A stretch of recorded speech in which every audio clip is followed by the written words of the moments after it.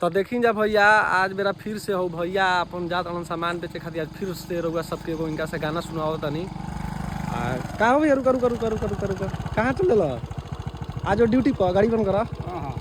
तार हो गाना तो वायरल हो गई एकदम देख ले हवा फेसबुक पर।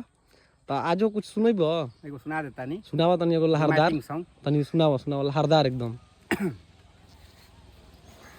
हरे कपड़ा सन पेन हतारू जिया देख के गरम हो जाता मियाँ जय जहाज हो जिया ए जहाज हो चलबू का तू हमारा संगे आ जय जहाज हो चलबू का तू हमारा संगे आज हो गईल। हाँ। और सब अब ठीक है बा। वीडियो देख ले हवा एगो वायरल हो गईल बता एकदम तगड़ा है ना हाँ। एगो औरी गा देता नी तो एगो औरी गा के सुनावा।